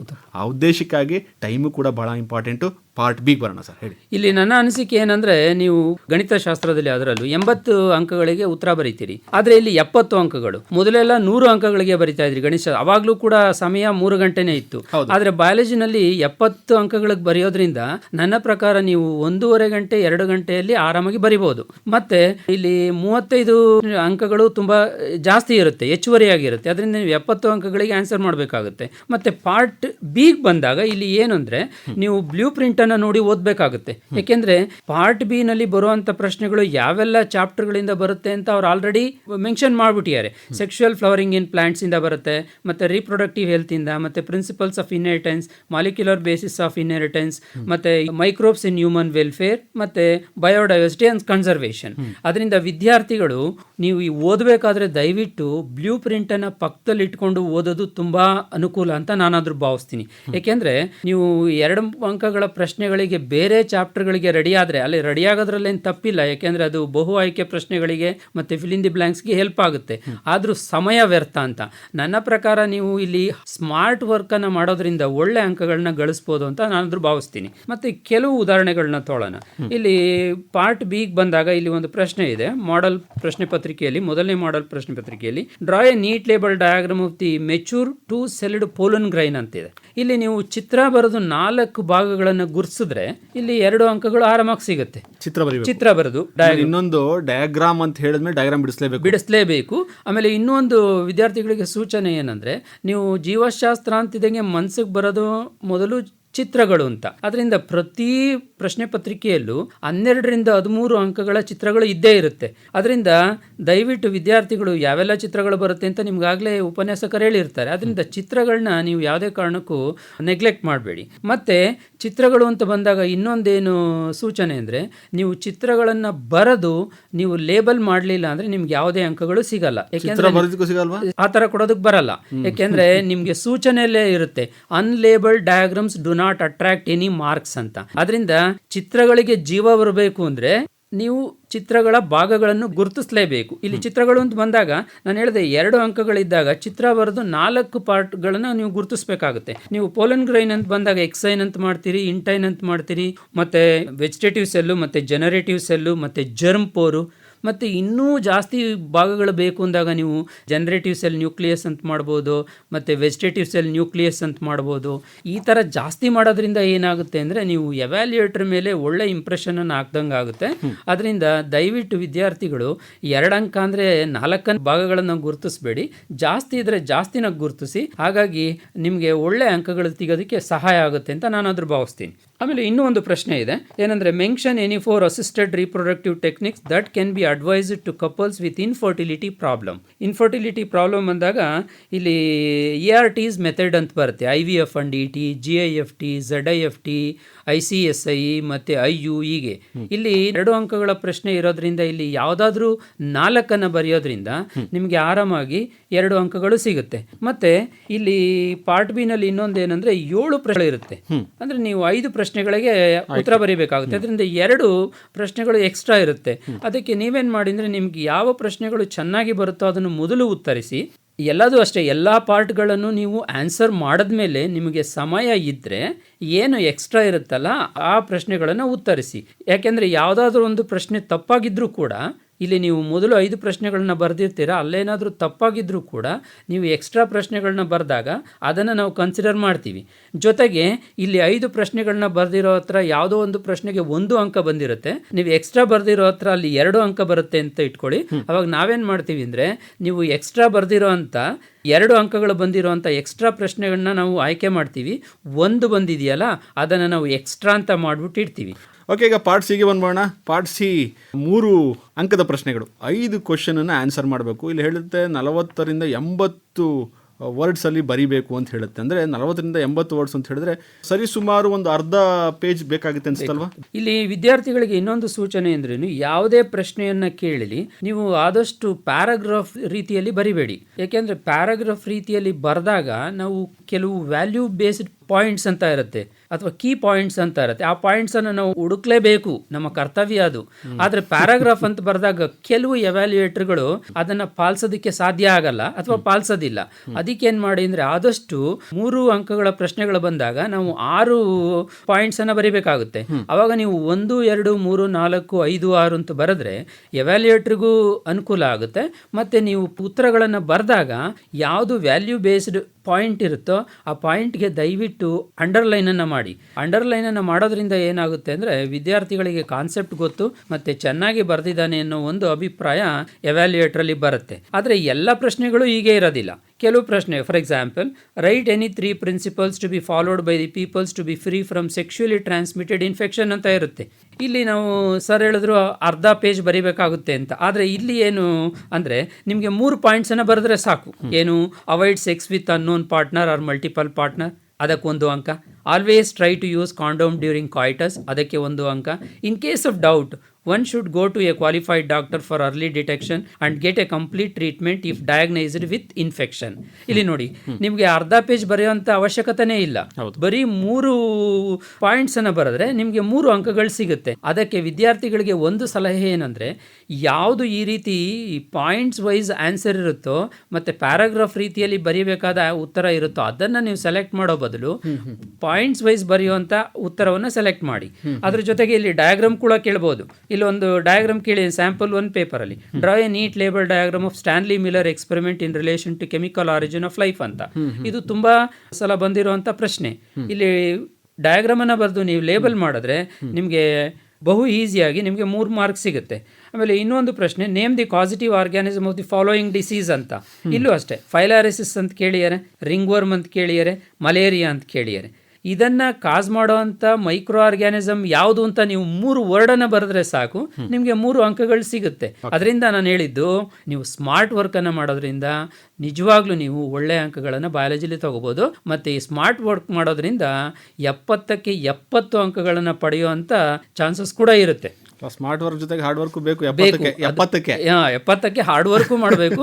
ನಾನು ಹೇಳ್ತಾ ಇರೋದು ಏನಂದ್ರೆ, ಈ ಸಲ ಏನು ಒಂದು ಸ್ಟ್ರಿಕ್ಟ್ ಆರ್ಡರ್ ಇದೆ ಅಂತ ಅಂದರೆ, ನಮಗೆ ಗೊತ್ತಿರೋ ಪ್ರಕಾರ ಕ್ವಶನ್ ಬ್ಯಾಂಕನ್ನು ಬಿಟ್ಟು ಯಾವುದೇ ಕಾರಣಕ್ಕೂ ಬೇರೆ ಪ್ರಶ್ನೆಗಳನ್ನ ಕೇಳಬೇಡಿ ಅಂತಿದೆ. ಅದರ ಜೊತೆಗೆ ಏನು ಸ್ಯಾಂಪಲ್ ಪೇಪರ್ ಅಂತ ವಿದ್ಯಾರ್ಥಿಗಳಿಗೆ ಬಿಟ್ಟಿದ್ದೀರಿ ಅದರಲ್ಲೂ ಸ್ವಲ್ಪ ಪ್ರಶ್ನೆಗಳನ್ನ ಆಯ್ಕೆ ಮಾಡ್ಕೊಳ್ಳಿ ಇನ್ನೂ ಒಂದು ಇದಿದೆ. ಹಂಗಾಗಿ ನೀವು ಸ್ಯಾಂಪಲ್ ಪೇಪರು ಮತ್ತು ಕ್ವಶನ್ ಬ್ಯಾಂಕನ್ನು ನೀವೇನಾದರೂ ಓದಿದ್ರೆ ಅದ್ರ ಬಗ್ಗೆ ಸ್ವಲ್ಪ ನಿಮಗೆ ಮಾಹಿತಿ ಇದ್ದರೆ ನಿಮಗೆ 70ಕ್ಕೆ 70 ಅಂಕಗಳನ್ನು ತೆಗೆಯೋದ್ರಲ್ಲಿ ಯಾವುದೇ ರೀತಿ ಕಷ್ಟ ಆಗಲ್ಲ ಅಂತ ನಾನಾದರೂ ಭಾವಿಸ್ತೇನೆ. ಓಕೆ, ನೀವು ಆಗಲೇ ಕೂಡ ಹೇಳಿದ್ರಿ ಏನು 3 ಅಂಕದ ಪ್ರಶ್ನೆಗಳಿಗೆ ಸ್ಮಾರ್ಟ್ ವರ್ಕ್ ಭಾಳ ಮುಖ್ಯ ಆಗುತ್ತೆ ಅಂತ ಹೇಳಿ ಅಲ್ವಾ? ಯಾಕೆಂದರೆ ಪಾಯಿಂಟ್ಸ್ ವೈಸ್ ಅಂದರೆ ಈಗ ಅದು ಪ್ಯಾರಾಗ್ರಾಫ್ ಇದ್ರೂ ಕೂಡ ನಮಗೆ ಬೇಕಾಗಿದ್ದಂತಹ ಪಾಯಿಂಟ್ಸ್ಗಳನ್ನ 3 ಲೈನ್ ಬರೋರು ಆಯಿತು ಅಲ್ವಾ? ಅಂದರೆ ಈಗ ವ್ಯಾಲ್ಯೂಯೇಟ್ ಮಾಡೋರು ಕೂಡ ಅದನ್ನೇ ನೋಡ್ತಾರೆ, ನೀನು ಪಾಯಿಂಟ್ಸ್ ಬರ್ದಿದೆಯೋ ಇಲ್ಲ ಇಂಪಾರ್ಟೆಂಟ್ ಏನಿದೆ ಅದನ್ನು ಬರ್ದಿದೆಯೋ ಅಥವಾ ಪ್ಯಾರಾಗ್ರಾಫ್ ಬರ್ದಿದೆಯೋ. ಪ್ಯಾರಾಗ್ರಾಫ್ ಬರೆದ ಪ್ರಶ್ನೆಗೆ ಉತ್ತರ ಸರಿ ಇಲ್ಲ ಅಂತಲ್ಲ, ಇವ್ಯಾಲ್ಯೂಯೇಟ್ ಮಾಡ್ತಾರೆ. ಆದರೆ ಇದು ಸುಲಭ ಆಗುತ್ತೆ, ನಿನಗೂ ಟೈಮ್ ಭಾಳ ಸೇವ್ ಆಗುತ್ತೆ, ಬೇರೆದಕ್ಕೂ ಆನ್ಸರ್ ಮಾಡ್ಲಿಕ್ಕೆ ಅನುಕೂಲ ಆಗುತ್ತೆ ಅಂತ ಹೇಳ್ವಾ? ನನ್ನ ಪ್ರಕಾರ ಏನಂದರೆ, ಪ್ಯಾರಾಗ್ರಾಫ್ ಬರಿತಾ ಇದ್ದಾರೆ ಮಕ್ಕಳು ಅಂತ ಹೇಳಿದ್ರೆ ಅವರು ತುಂಬ ಚೆನ್ನಾಗಿ ಓದ್ಕೊಂಡಿದ್ದಾರೆ ಅಂತ ಅರ್ಥ. ಅದರಿಂದ ಆ ಪ್ಯಾರಾಗ್ರಾಫನ್ನು ನಿಮಗೆ ಪಾಯಿಂಟ್ಸ್ ಮಾಡೋದ್ರಲ್ಲಿ ಏನು ಕಷ್ಟ ಆಗಲ್ಲ ಅಂತ ನಾನು ಅದ್ರ ಭಾವಿಸ್ತೀನಿ. ಅದರಿಂದ ನೀವು 3 ಅಂಕಗಳ ಪ್ರಶ್ನೆಗಳಿಗೆ 6 ಪಾಯಿಂಟ್ಸನ್ನು ಬರೆದ್ರೆ ನಿಮಗೆ ಆರಾಮಾಗಿ ಈ 3 ಅಂಕಗಳು ಸಿಗುತ್ತೆ. ಈಗ ಪಾರ್ಟ್ ರೆಡಿಗೆ ಬಂದ್ಬಿಡೋಣ ಸರ್. ಬಹಳ ದೊಡ್ಡ ಒಂದು ಪಾರ್ಟ್ ಅಂತ ಕಾಣುತ್ತಿದೆ. ಯಾಕೆ ಅಂತ ಹೇಳಿದ್ರೆ 5 ಮಾರ್ಕ್ಸ್. ನಮ್ಮ ವಿದ್ಯಾರ್ಥಿಗಳು ಬಹಳ ಚೆನ್ನಾಗಿ ಓದ್ಕೊಂಡು ಇದ್ಕೊಂಡು 4 ಪ್ರಶ್ನೆಗೆ ಉತ್ತರ ಮಾಡಿಬಿಟ್ರೆ ಈ 5 ಮಾರ್ಕ್ಸ್ದು ಪಾಸ್ ಆಗೋರು ಪಾಸ್ ಆಗ್ಬೋದು. ಅಂದರೆ ಎಕ್ಸಾಂಪಲ್ ನಾನು ಹೇಳಿದ್ದು ಪಾಸ್ ಆಗ್ಬೋದು, ಇಲ್ಲ ಒಳ್ಳೆ ಅಂಕ ತಗೊಳ್ಳೋರು ಇದು ಬಹಳ ಮುಖ್ಯವಾದ ಪಾರ್ಟು, ಇದನ್ನು ಬಿಡೋ ಹಾಗೆ ಇಲ್ಲ ಅವರು. ಹೇಳಿ ಸರ್, ಯಾವ್ಯಾವ ಪ್ರಶ್ನೆಗಳು ಬರಬಹುದು, ಯಾವ ರೀತಿ ಉತ್ತರಿಸಬೇಕು? ಇದು ಕೂಡ 5 ಮಾರ್ಕ್ಸ್ ಅಂತಂದಾಗ 200ರಿಂದ 250 ವರ್ಡ್ ಅಂತಿದೆ, ಒಂದು ಪೇಜ್ ಮೇಲೆ ಬೇಕು ಲೆಕ್ಕದಲ್ಲಿ. ಅಂದ್ರೆ ಅದನ್ನ ಯಾವ ರೀತಿ ಸ್ಮಾರ್ಟ್ ವಾಗಿ ಬರೀಬೇಕು ಅಂತ ಹೇಳಿ. ಇಲ್ಲಿ ಪಾರ್ಟ್ ಡಿ ಅಂತ ಬಂದಾಗ ಇಲ್ಲಿ 2 ವಿಭಾಗಗಳಿರುತ್ತೆ, 5 ಮತ್ತು 6ನೇ ವಿಭಾಗ ಅಂತ. 5ನೇ ವಿಭಾಗಕ್ಕೆ ಬಂದಾಗ ಇಲ್ಲಿ 7 ಪ್ರಶ್ನೆಗಳಿರುತ್ತೆ ಮತ್ತೆ ಇದಕ್ಕೆ 4 ಪ್ರಶ್ನೆಗಳಿಗೆ ಉತ್ತರಿಸಬೇಕಾಗುತ್ತೆ. ಅಲ್ಲಿಗೆ 4 ಅಂದ್ರೆ 5 4 20 ಅಂಕಗಳು. ಮತ್ತೆ ಪಾರ್ಟ್ 6ಗೆ ಬಂದಾಗ ಅಲ್ಲಿ 3 ಪ್ರಶ್ನೆಗಳಿರುತ್ತೆ, ಒಂದು ಪ್ರಶ್ನೆಗೆ ಉತ್ತರ ಕೊಡಬೇಕಾಗುತ್ತೆ. ಮತ್ತು ವಿದ್ಯಾರ್ಥಿಗಳಿಗೆ ನಾನು ಹೇಳಿದೆ, ನೀವು ಬ್ಲೂ ಪ್ರಿಂಟ್ ಅಂದರೆ ನೀಲಿ ನಕ್ಷೆ ಇಲ್ಲದೆ ಓದೋದು ತುಂಬ ಕಷ್ಟ ಅಂತ. ಅದಕ್ಕೆ ನಾವು ಈ ಸಲ ಪ್ರತಿ ವಿದ್ಯಾರ್ಥಿಗಳಿಗೂ ಕೂಡ ಪ್ರತಿ ದಿವಸ ಚೆಕ್ ಮಾಡ್ತಾ ಇದ್ವಿ ನಾವು, ಏನನ್ನ ನೀಲಿ ನಕ್ಷೆ ತಂದಿದ್ದೀರಾ, ಅದನ್ನು ನೋಡ್ತಾ ಇದ್ದೀರಾ ಅಂತ. ಅದರಿಂದ ನೀಲಿ ನಕ್ಷೆನ ನೀವು ನೋಡಿದಾಗ ಯಾವೆಲ್ಲ ಚಾಪ್ಟರ್ಗಳಲ್ಲಿ 5 ಅಂಕಗಳ ಪ್ರಶ್ನೆಗಳು ಬರಬೇಕು ಅಂತ ಅವರೇ ಹೇಳ್ಬಿಟ್ಟಿದ್ದಾರೆ ನೋಡಿ. ಸೆಕ್ಷುವಲ್ ರಿಪ್ರೊಡಕ್ಷನ್ ಇನ್ ಫ್ಲವರಿಂಗ್ ಪ್ಲಾಂಟ್ಸ್ ಅಲ್ಲಿ 1 ಪ್ರಶ್ನೆ, ಹ್ಯೂಮನ್ ರಿಪ್ರೊಡಕ್ಷನ್ ಅಲ್ಲಿ 1 ಪ್ರಶ್ನೆ, ಮತ್ತೆ principles of inheritance and variation ಅಂತ ಬಂದಾಗ ಅಲ್ಲಿ 2 ಪ್ರಶ್ನೆಗಳಿರುತ್ತೆ. ಇಲ್ಲಿ ಏನಾಗ್ಬೋದು ಅಂದರೆ ಒಂದು ಪ್ರಶ್ನೆ 5ನೇ ವಿಭಾಗಕ್ಕೆ ಬರ್ಬೋದು, ಇನ್ನೊಂದು ಪ್ರಶ್ನೆ 6ನೇ ವಿಭಾಗಕ್ಕೆ ಬರ್ಬೋದು. ಮತ್ತೆ ಮಾಲಿಕ್ಯುಲರ್ ಬೇಸಿಸ್ ಆಫ್ ಇನ್ಹೆರಿಟೆನ್ಸ್ ಬಂದಾಗ ಅಲ್ಲಿ 2 ಪ್ರಶ್ನೆಗಳಿರುತ್ತೆ, ಯಾಕೆಂದ್ರೆ ಅಲ್ಲಿ 13 ಅಂಕಗಳಿದೆ ವೆಯ್ಟೇಜು. ಅದರಿಂದ ಇಲ್ಲೂ ಕೂಡ ಅಷ್ಟೇ, ಒಂದು ಪ್ರಶ್ನೆ 5ನೇ ವಿಭಾಗಕ್ಕೆ ಬರ್ಬೋದು, ಇನ್ನೊಂದು ಪ್ರಶ್ನೆ 6ನೇ ವಿಭಾಗಕ್ಕೆ ಬರ್ಬೋದು. ಮತ್ತೆ ಹ್ಯೂಮನ್ ಹೆಲ್ತ್ ಅಂಡ್ ಡಿಸೀಸಸ್ ಅಂತ ಬಂದಾಗ ಅಲ್ಲೂ 1 ಪ್ರಶ್ನೆ ಇರುತ್ತೆ. ಮತ್ತೆ ಬಯೋಟೆಕ್ನಾಲಜಿ ಪ್ರಿನ್ಸಿಪಲ್ಸ್ ಅಂಡ್ ಪ್ರಾಸೆಸಸ್ ಅಂತ ಬಂದಾಗ ಅಲ್ಲಿ 1 ಪ್ರಶ್ನೆ ಇರುತ್ತೆ. ಮತ್ತೆ ಬಯೋಟೆಕ್ನಾಲಜಿ ಅಂಡ್ ಅಪ್ಲಿಕೇಶನ್ ಅಲ್ಲಿ 1 ಪ್ರಶ್ನೆ ಇರುತ್ತೆ. ಮತ್ತೆ ಆರ್ಗ್ಯಾನಿಸಮ್ ಅಂಡ್ ಪಾಪ್ಯುಲೇಷನ್ ಅಂತ ಬಂದಾಗ ಅಲ್ಲಿ 1 ಪ್ರಶ್ನೆ ಇರುತ್ತೆ. ಇಲ್ಲಿ 5 ಅಂಕಗಳ ಪ್ರಶ್ನೆ ಅಂತ ಬಂದಾಗ ಪ್ರಶ್ನೆಗಳು ಯಾವ ರೀತಿ ಇರ್ಬೋದು ಅಂದರೆ, ನಿಮಗೆ ಗೊತ್ತಿರೋ ಹಾಗೆ ನಾವು ಸೆಕ್ಷುವಲ್ ರಿಪ್ರೊಡಕ್ಷನ್ ಇನ್ ಫ್ಲವರಿಂಗ್ ಪ್ಲಾಂಟ್ಸ್ ಅಂತ ಬಂದಾಗ ಅಲ್ಲಿ 1 ಪ್ರಶ್ನೆ ಇರುತ್ತೆ. ಅಲ್ಲಿ TS ಆಫ್ ಓವರಿ ಬರ್ಬೋದು, ಮತ್ತು ಎಂಬ್ರಿಯೋ ಸ್ಯಾಕ್ ಕೇಳ್ಬೋದು, ಮತ್ತು ಅನಾಟ್ರೋಪಸ್ ಓವ್ಯೂಲ್ ಕೇಳ್ಬೋದು, ಹೀಗೆ ಬರ್ಬೋದು. ಮತ್ತು ಹ್ಯೂಮನ್ ರಿಪ್ರೊಡಕ್ಷನ್ ಅಂತ ಬಂದಾಗ ನಾವು ಹೇಳಿದ್ದೀವಿ ಟ್ರೆಡಿಷನಲ್ ಪ್ರಶ್ನೆಗಳು ಇದು ಅಂತ. ಒಂದು sectional view of the female reproductive system, sectional view of the male reproductive system, ಮತ್ತು sectional view of the mammary gland ಅಂತ ಬರುತ್ತೆ, ಅದನ್ನು ಕೇಳ್ಬೋದು. ಮತ್ತು principles of inheritance and variation ಬಂದಾಗ ನಿಮಗೆ ಗೊತ್ತು, ಇನ್ಹೆರಿಟೆನ್ಸ್ ಆಫ್ 1 ಜೀನ್ ಅಂದರೆ ಮಾನೋಹೈಬ್ರಿಡ್ ಕ್ರಾಸ್ ಅಂತ ಹೇಳ್ತೀವಿ, ಮತ್ತು inheritance of 2 gene dihybrid cross, ಮತ್ತು ಬ್ಲೆಂಡಿಂಗ್ ಇನ್ಹೆರಿಟೆನ್ಸ್ ಅಂತ ಬರುತ್ತೆ, ಅದನ್ನು ನಾವು ಇನ್ಕಂಪ್ಲೀಟ್ ಡಾಮಿನೆನ್ಸ್ ಅಂತ ಹೇಳ್ತೀವಿ. ಇಲ್ಲಿ ನನ್ನ ಒಂದು ಸಲಹೆ ಏನಂದರೆ, ವಿದ್ಯಾರ್ಥಿಗಳಿಗೆ ಮೇಲ್ reproductive system, female reproductive system, ಮತ್ತು ಮ್ಯಾಮರಿ ಗ್ಲ್ಯಾಂಡು, ಮತ್ತು ಡೈಹೈಬ್ರಿಡ್ ಕ್ರಾಸು, ಮತ್ತು ಮಾನೋಹೈಬ್ರಿಡ್ ಕ್ರಾಸು, ಮತ್ತು ಇನ್ಕಂಪ್ಲೀಟ್ ಡಾಮಿನೆನ್ಸ್, ಈ 6 ಪ್ರಶ್ನೆಗಳಲ್ಲಿ ಯಾವುದಾದ್ರೂ 2 ಪ್ರಶ್ನೆಗಳು ಇರುತ್ತೆ ಅನ್ನೋದು ನಮ್ಮ ಇದು. ಅದರಿಂದ ಇಲ್ಲಿ ನೀವು ಸುಲಭವಾಗಿ 10 ಅಂಕಗಳನ್ನ ಪಡಿಬೋದು. ಯಾವೆರಡು male reproductive system, mammary gland, ಮತ್ತೆ ಡೈಹೈಬ್ರಿಡ್, ಮಾನೋಹೈಬ್ರಿಡ್, ಮತ್ತೆ ಇನ್ಕಂಪ್ಲೀಟ್ ಡಾಮಿನೆನ್ಸ್ ಬಂದಾಗ. ಓಕೆ, ಯಾವ್ದಾದ್ರು 1-2 ಪ್ರಶ್ನೆ ತಗೊಂಡು ಹೇಗೆ ಉತ್ತರಿಸಬೇಕು ಅಂತ ಹೇಳ್ಬೋದಾ? ಹೌದು, ಹೇಳ್ತೀನಿ ಸರ್. ಇಲ್ಲಿ ಸ್ಯಾಂಪಲ್ 1 ಪ್ರಶ್ನೆ ಪತ್ರಿಕೆ ಬಂದಾಗ draw A labelled diagram of sectional view of the human mail reproductive system and label the given parts ಅಂತ ಇದೆ. ಇಲ್ಲಿ ಪ್ರಶ್ನೆ ಪತ್ರಿಕೆಯಲ್ಲಿ ಏನ್ ಮಾಡ್ಬಿಟ್ಟಿಯಾನೆ ಅಂದ್ರೆ, testes, seminal vesicle, Glanza penis, ಎಪಿಡೈಡೈನಮಿಸ್, ಯುರೆತ್ರಾ ಅಂತ ಲೇಬಲ್ ಅನ್ನ ಕೊಟ್ಟಿಯಾನೆ. ಅದನ್ನು ನೀವು ಲೇಬಲ್ ಮಾಡಬೇಕು ಅಂತ. ನಾವು ಪ್ರತಿ ಸಲ ವಿದ್ಯಾರ್ಥಿಗಳಿಗೆ ಏನು ಹೇಳ್ತಾ ಇದ್ವು ಅಂದರೆ, ಚಿತ್ರನ ಬಿಡಿಸಿದ ಮೇಲೆ 10 ಲೇಬಲಿಂಗ್ ಅನ್ನು ಮಾಡಬೇಕು ಅಂತ ಹೇಳ್ತಾ ಇದ್ವು. ಯಾಕೆಂದ್ರೆ ನೀವು 10 ಲೇಬಲಿಂಗ್ ಅನ್ನು ಮಾಡಿದ್ರೆ 5 ಅಂಕ, 8 ಮಾಡಿದ್ರೆ 4 ಅಂಕ, 6 ಮಾಡಿದ್ರೆ 3 ಅಂಕ, 4 ಮಾಡಿದ್ರೆ 2 ಅಂಕ, 2 ಮಾಡಿದ್ರೆ 1 ಅಂಕ, ಏನು ಮಾಡಲಿಲ್ಲ ಅಂದರೆ 0, ಈ ಥರ ಹೇಳ್ತಾ ಇದ್ವು. ಆದರೆ ನಿಮಗೆ ಈ ಸ್ಯಾಂಪಲ್ ಪೇಪರಲ್ಲಿ ನಿಮ್ಮ ಇದನ್ನು ಕಡಿಮೆ ಮಾಡಿಯಾನೆ ಕಷ್ಟನ. ಏನಂದರೆ ಅವರೇ ಇಲ್ಲಿ ಇದನ್ನು ಕೊಟ್ಬಿಟ್ಟಿದ್ದಾರೆ, ಪಾರ್ಟ್ಸನ್ನು ಎಷ್ಟು 1, 2, 3, 4, 5 ಪಾರ್ಟನ್ನು ಕೊಟ್ಟಿದ್ದಾರೆ. ಅದರಿಂದ 5 ಪಾರ್ಟನ್ನು ನೀವು ಲೇಬಲ್ ಮಾಡಿದ್ರೆ ಈಸಿಯಾಗಿ ನಿಮಗೆ 5 ಅಂಕಗಳು ಸಿಗುತ್ತೆ. ಮೊದಲು ಹೇಗಿತ್ತು ಅಂದರೆ 10 ಲೇಬಲ್ ಮಾಡಬೇಕಿತ್ತು, ಆದರೆ ಇಲ್ಲಿ 5 ಅಂಕಗಳು. ಆದರೆ ಇಲ್ಲಿ ಒಂದು ಇದಕ್ಕೆ ಸ್ಮಾರ್ಟ್ ವರ್ಕ್ ಬೇಕಾಗುತ್ತೆ. ಯಾಕೆಂದರೆ ನನಗೆ ಗೊತ್ತಿರೋ ಪಾರ್ಟ್ಸನ್ನು ನಾನು ಲೇಬಲ್ ಮಾಡೋದು ತುಂಬಾ ಈಸಿ. ಆದರೆ ಇಲ್ಲಿ ಕೊಟ್ಟಿರುವಂಥ ಪಾರ್ಟ್ಸನ್ನು ಲೇಬಲ್ ಮಾಡಬೇಕು ಅಂತ ಹೇಳಿದಾಗ ನಿಮಗೆ ಎಲ್ಲ ಪಾರ್ಟ್ಸ್ಗಳ ಬಗ್ಗೆ ಮಾಹಿತಿ ಇರಬೇಕಾಗುತ್ತೆ. ಇದರಲ್ಲಿ ಒಂದು ಮಿಸ್ ಆದರೂ ಕೂಡ ನಿಮಗೆ 1 ಅಂಕ ಹೋಗುತ್ತೆ. ಅದರಿಂದ ದಯವಿಟ್ಟು ವಿದ್ಯಾರ್ಥಿಗಳು ಯಾವುದೇ ಚಿತ್ರ ಬರೆದಾಗ ಅದು ಪಾರ್ಟ್ಸನ್ನು ಲೇಬಲಿಂಗ್ ಮಾಡೋದನ್ನು ನೀವು ಮರಿಬೇಡಿ. ಮತ್ತು ಎಕ್ಸ್ಟ್ರಾ 10 ಕೇಳಿದ್ರೆ 12 ಮಾಡಿ. ಅವಾಗ ಏನಾಗುತ್ತೆ ಅಂದರೆ ಎವ್ಯಾಲ್ಯೂಯೇಟರ್ಸ್ಗೆ ಒಳ್ಳೆ ಇಂಪ್ರೆಷನ್ ಬರುತ್ತೆ, ಅವಾಗ ಒಳ್ಳೆ ಅಂಕಗಳು ಸಿಗುವಂಥ ಚಾನ್ಸಸ್ ಇರುತ್ತೆ. ಮತ್ತು ಇನ್ನೊಂದು ಪ್ರಶ್ನೆ ಇದೆ, ನಾವು ಹೇಳಿದೆ ಸ್ಕೀಮ್ಯಾಟಿಕ್ ರೆಪ್ರೆಸೆಂಟೇಷನ್ ಅಂತ ಇದೆ ನಮ್ಮಲ್ಲಿ ಕೆಲವು. ಯಾವುದು ಮಾನೋಹೈಬ್ರಿಡ್ ಕ್ರಾಸು, ಡೈಹೈಬ್ರಿಡ್ ಕ್ರಾಸು, ಇನ್ಕಂಪ್ಲೀಟ್ ಡಾಮಿನೆನ್ಸು, ಸ್ಪರ್ಮೆಟೋಜೆನಿಸಿಸ್ಸು, ಊಜೆನಿಸಿಸ್ಸು, ಮತ್ತು ರೆಪ್ಲಿಕೇಶನ್ ಆಫ್ HIV ಅಂತಿದೆ. ನೀವು ಪ್ರತಿ ಪ್ರಶ್ನೆ ಪತ್ರಿಕೆಯನ್ನು ನೋಡಿ 5ರಿಂದ 10 ಮಾರ್ಕ್ಸ್ಗೆ ಯಾವುದೇ ಕಾರಣಕ್ಕೂ ಸ್ಕೀಮ್ಯಾಟಿಕ್ ರೆಪ್ರೆಸೆಂಟೇಷನ್ ಮಿಸ್ ಆಗಿಲ್ಲ. ಅದರಿಂದ ನೀವು ಈ ಸ್ಕೀಮ್ಯಾಟಿಕ್ ರೆಪ್ರೆಸೆಂಟೇಷನ್ ಅಂತ ಒಂದು ಕಡೆ ಬರ್ಕೊಂಡು ಇದನ್ನು ಅಭ್ಯಾಸ ಮಾಡಿದ್ರೆ ನಿಮಗೆ ಖಂಡಿತ 5ರಿಂದ 10 ಅಂಕಗಳು ನಿಜವಾಗ್ಲೂ ಸಿಗುತ್ತೆ. ಓಕೆ, ಈಗ ಬಯಾಲಜಿ ಅಂತಂದಾಗ ಡಯಾಗ್ರಾಮ್ಸ್ಗಳು ಬಹಳ ಮುಖ್ಯ ಆಗುತ್ತೆ. ಡಯಾಗ್ರಾಮ್ಸ್ ಇಲ್ಲದೆ ಬಯಾಲಜಿನ ನಾವು ನೆನೆಸ್ಕೊಳ್ಳೋಕ್ಕೂ ಸಾಧ್ಯವಿಲ್ಲ. ಈಗ ಎಷ್ಟು ಡಯಾಗ್ರಾಮ್ಸ್ಗಳಿದ್ದಾವೆ, ಅವ್ರು ಎಷ್ಟನ್ನ ಬಹಳ ಕೇರ್ಫುಲ್ ಆಗಿ ಅಧ್ಯಯನ ಮಾಡಬೇಕಾಗುತ್ತೆ? ಆ ಡಯಾಗ್ರಾಮ್ಗಳ ಬಗ್ಗೆ ಒಂದೆರಡು ಮಾತು ಹೇಳೋದಾದ್ರೆ.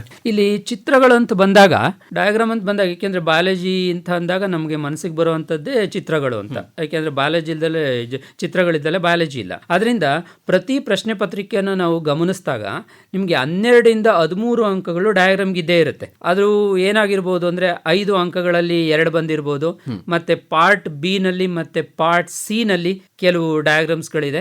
ಅದರಿಂದ ಕೆಲವು ಡಯಾಗ್ರಾಮ್ನ ನಾನು ಹೇಳಕ್ಕೆ ಇಷ್ಟಪಡ್ತೀನಿ. ಯಾವುದು sectional view of the male reproductive system, sectional view of the female reproductive system, ಅದಾದಮೇಲೆ ಮ್ಯಾಮರಿ ಗ್ಲ್ಯಾಂಡ್, ಅದಾದಮೇಲೆ ಎಂಬ್ರಿಯೋ ಸ್ಯಾಕ್, ಮತ್ತು ಅನಾಟ್ರೋಪಸ್ ಓವ್ಯೂಲ್, ಮತ್ತು ಬಯೋಗ್ಯಾಸ್ ಪ್ಲಾಂಟ್, ಹೀಗೆ ಸುಮಾರು ಚಿತ್ರಗಳಿದೆ. ಈ ಚಿತ್ರಗಳನ್ನ ಅಭ್ಯಾಸ ಮಾಡೋದ್ರಿಂದ ನೀವು ಈಸಿಯಾಗಿ ಅಂಕಗಳನ್ನ ಗಳಿಸ್ಬೋದು. ಮತ್ತು 2 ಅಥವಾ 3 ಅಂಕಗಳಿಗೆ ಕೆಲವು ಪ್ರಶ್ನೆಗಳಿದೆ. ಯಾವುದಂದರೆ ಸ್ಟ್ರಕ್ಚರ್ ಆಫ್ ಪೋಲನ್ ಗ್ರೈನ್, ಮತ್ತು ಡೈಕಾಟ್ ಎಂಬ್ರಿಯೋ, ಮೊನೋಕಾಟ್ ಎಂಬ್ರಿಯೋ, ಮತ್ತು TS ಆಫ್ ಆಂಥರ್ಸ್ಯಾಕ್, ಹೀಗೆ ಕೆಲವು ಪ್ರಶ್ನೆಗಳಿದೆ. ಇದನ್ನು ನೀವು ಅಭ್ಯಾಸ ಮಾಡೋದ್ರಿಂದ ನೀವು ಖಂಡಿತವಾಗಿ 10ರಿಂದ 12 ಅಂಕಗಳನ್ನ ಪಡಿಬೋದು. ಕೆಲವು ನಾವು ತುಂಬ ವೀಕ್ ಇರೋವಂಥ ವಿದ್ಯಾರ್ಥಿಗಳಿಗೆ ಇದನ್ನೇ ನಾವು ಇದು ಮಾಡೋದು. ಏನಂದರೆ ಚಿತ್ರಗಳನ್ನು ಬರೆಯೋದಕ್ಕೆ ಆಸಕ್ತಿ ಇರುತ್ತೆ, ಮತ್ತು ಡಿಸ್ಕ್ರಿಪ್ಷನ್ ಅಂದರೆ ರೈಟಿಂಗ್ ಕೆಪಾಸಿಟಿ ಯಾರು ಕಡಿಮೆ ಇರುತ್ತೋ ಅವರಿಗೆ ನಾವು ಈ ಸೂಚನೆಯನ್ನು ಕೊಡ್ತೀವಿ. ಏನಂದರೆ ನೀವು ಚಿತ್ರಗಳನ್ನ ಅಭ್ಯಾಸ ಮಾಡಿ, ಖಂಡಿತವಾಗಿ ನೀವು 10ರಿಂದ 11 ಮಾರ್ಕ್ಸನ್ನು ಅಲ್ಲಿ ಪಡೆದ್ರೆ, MCQನಲ್ಲಿ ಒಂದು 10 ಮಾರ್ಕ್ಸನ್ನು ಪಡೆದು ಬೇರೆ ಕಡೆ ಇನ್ನೊಂದು 10 ಮಾರ್ಕ್ಸ್ ಅಥವಾ 15 ಮಾರ್ಕ್ಸನ್ನು ಪಡೆದ್ರೆ ನೀವು ಆರಾಮಾಗಿ 45ರಿಂದ 50 ಅಂಕಗಳನ್ನ ಪಡಿಬಹುದು. ಇನ್ನೊಂದು ಏನಿದೆ ಅಂದರೆ, ಈ ಭೌತಶಾಸ್ತ್ರದಲ್ಲಿ ಪ್ರತಿ ಸಲ ನಾವು ನೋಡಿದಾಗ 70ಕ್ಕೆ 70 ಅಂಕಗಳನ್ನ ತೆಗೆದಿರೋ ವಿದ್ಯಾರ್ಥಿಗಳು 3,000, 4,000, 5,000 ವಿದ್ಯಾರ್ಥಿಗಳು ಸಿಗ್ತಾರೆ. ತುಂಬ ಸಂಖ್ಯೆ ತುಂಬ ಯಾವಾಗಲೂ ಜಾಸ್ತಿ ಇರುತ್ತೆ. ಆದರೆ ಜೀವಶಾಸ್ತ್ರದಲ್ಲಿ ಏನಂದರೆ ನಿಮಗೆ 600, 700 ಅಥವಾ 1000 ಈ ಥರ ವಿದ್ಯಾರ್ಥಿಗಳು ಸಿಗ್ತಾರೆ.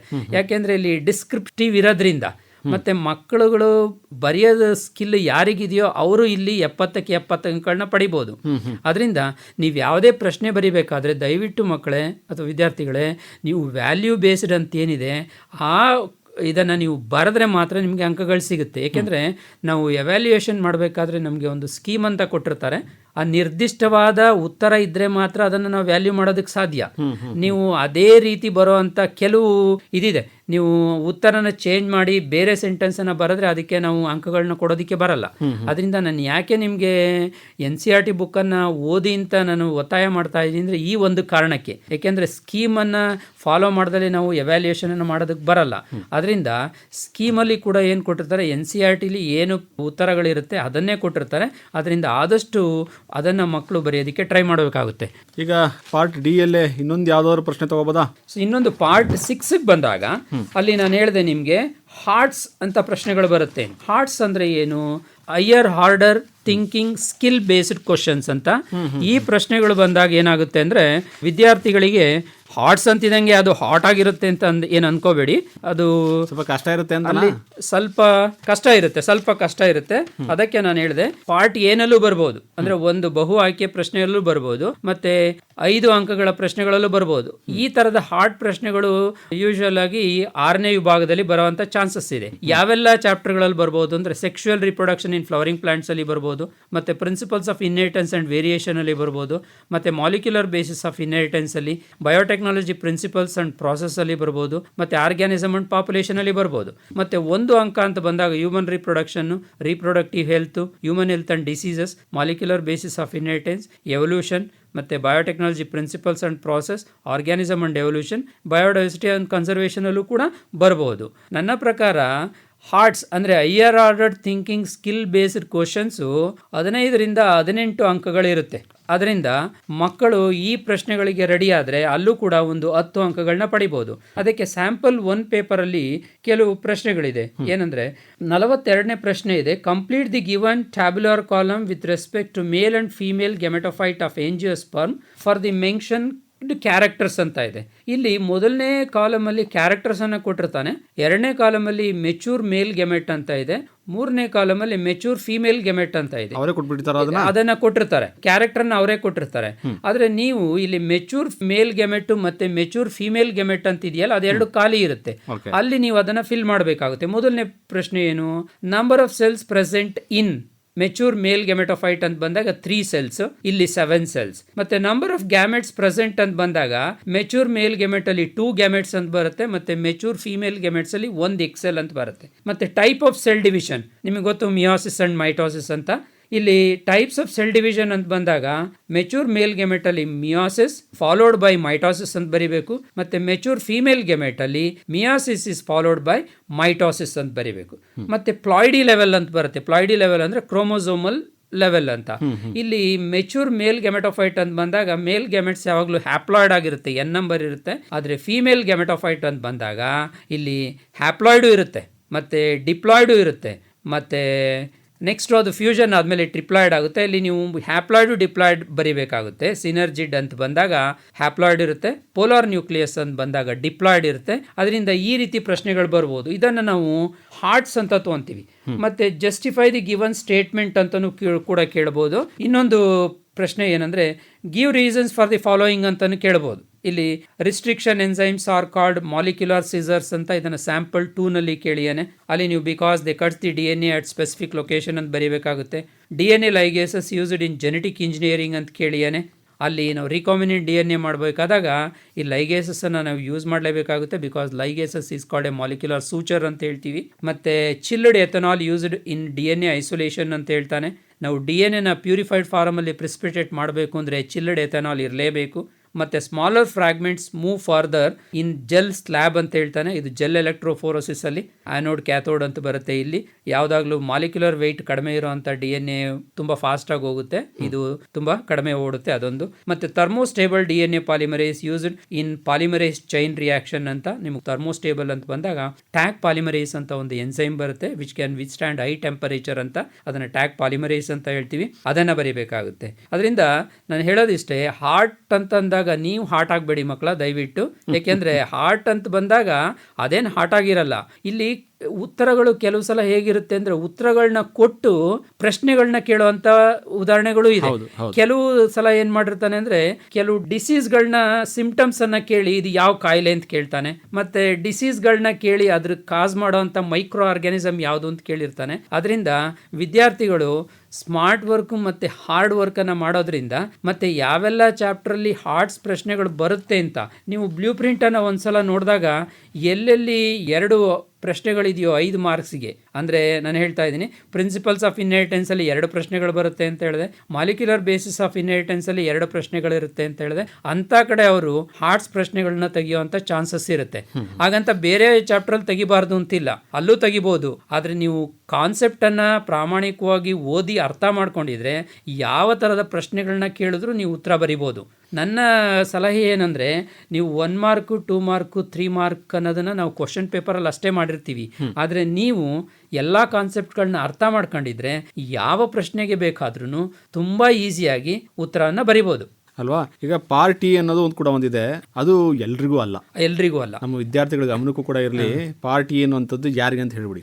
ವಿದ್ಯಾರ್ಥಿಗಳಿಗೆ ಇದೊಂದು ಸೂಚನೆ ಏನಂದರೆ ಪಾರ್ಟಿ ಅಂತಿರುತ್ತೆ, ಅದು ಪಾರ್ಟಿ ಯಾರಿಗೆ ಅಂದರೆ ವಿಕಲಚೇತನರಿಗೆ ಅಂತಿರುತ್ತೆ. ಹಾಗಾಗಿ ಕೆಲವು ಸಲ ವಿದ್ಯಾರ್ಥಿಗಳು ಏನು ಮಾಡ್ತೀರಿ ಅಂದರೆ, ನಾನೇ ಈ ನಮ್ಮ ಕಾಲೇಜಲ್ಲಿ ಕೆಲವು ವಿದ್ಯಾರ್ಥಿಗಳು ಇದನ್ನು ಮಾಡಿರೋ ಉದಾಹರಣೆಗಳಿದೆ. ಏನಂದರೆ ಸರ್ ತುಂಬ ಈಸಿ ಇತ್ತು ಬರೆದ್ಬಿಟ್ಟೆ ಅದನ್ನು ವ್ಯಾಲ್ಯೂ ಮಾಡ್ತೀರಿ ಅಂತ. ಖಂಡಿತ ಮಾಡೋದಿಲ್ಲ. ದಯವಿಟ್ಟು ಇದೊಂದು ನಿಮ್ಮ ಗಮನದಲ್ಲಿರಲಿ. 1 ರಿಂದ 2 ಪ್ರಶ್ನೆಗಳಿರುತ್ತೆ, ಅದು ದೃಷ್ಟಿಹೀನರಿಗೆ ಅಥವಾ ದೃಷ್ಟಿ ಕಡಿಮೆ ಇರೋವಂಥವರಿಗೆ, ವಿಕಲಚೇತನರಿಗೆ ಅಂತ ಪ್ರಶ್ನೆಗಳಿರುತ್ತೆ. ಅದನ್ನ ದಯವಿಟ್ಟು ರೆಗ್ಯುಲರ್ ಆಗಿರೋವಂಥ ವಿದ್ಯಾರ್ಥಿಗಳು ಯಾವುದೇ ಕಾರಣಕ್ಕೂ ಇದಕ್ಕೆ ಉತ್ತರ ಬರೆಯೋಕೆ ಹೋಗಬೇಡಿ. ಉತ್ತರ ಬರೆದ್ರೂ ಕೂಡ ನಿಮ್ಮದು ಸಮಯ ವ್ಯರ್ಥ ಆಗುತ್ತೆ ಹೊರತು ಯಾವುದೇ ಕಾರಣಕ್ಕೂ ಅದರಿಂದ ಅಂಕಗಳೇನು ಬರಲ್ಲ.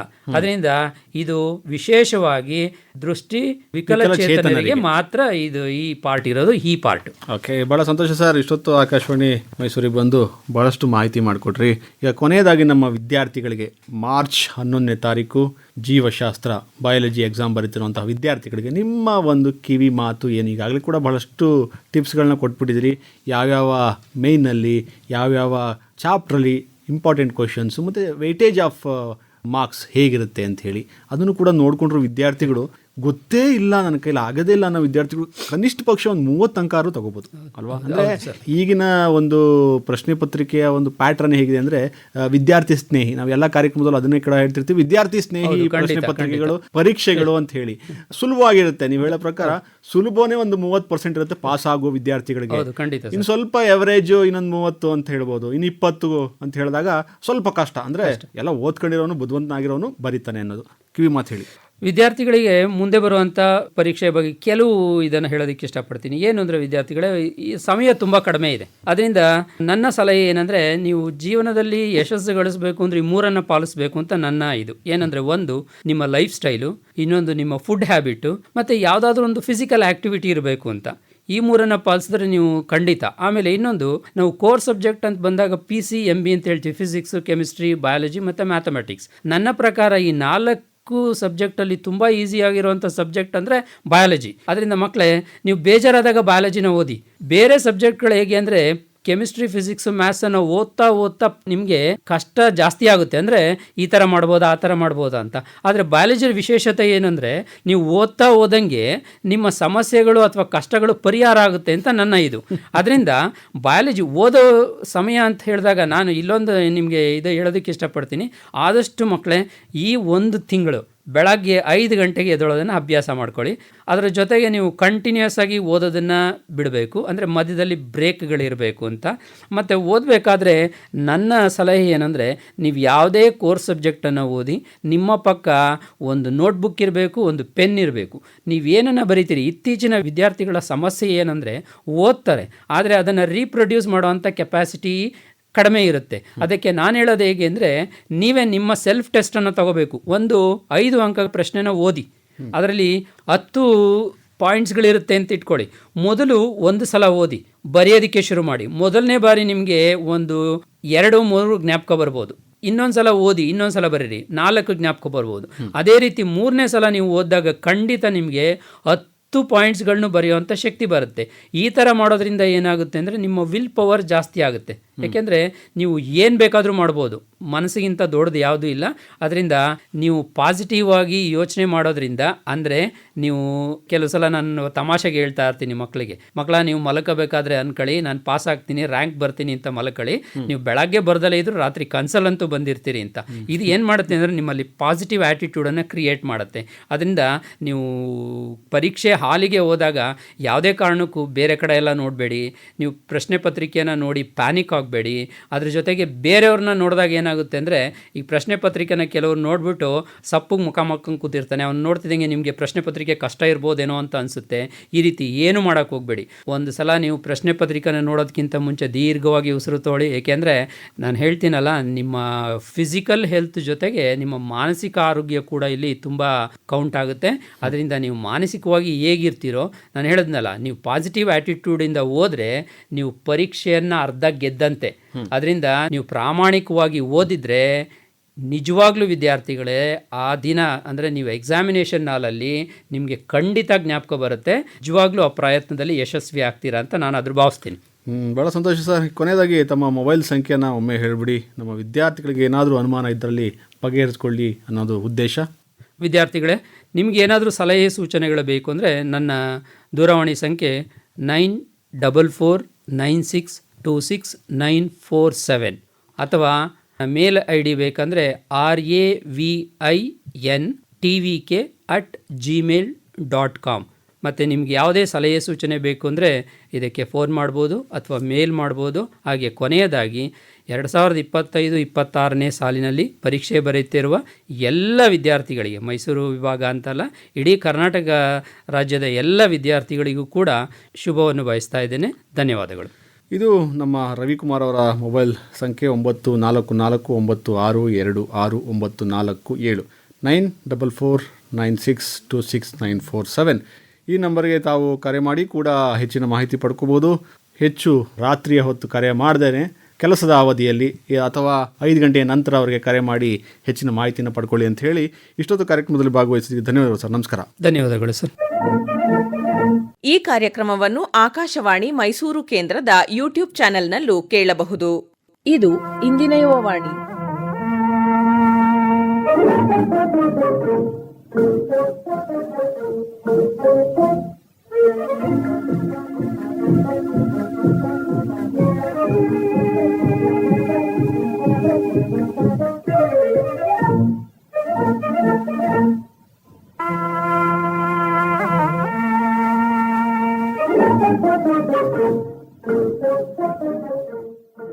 ಈ ಕಾರ್ಯಕ್ರಮ ಆಕಾಶವಾಣಿ ಮೈಸೂರು ಕೇಂದ್ರದಿಂದ ಪ್ರಸಾರವಾಯಿತು.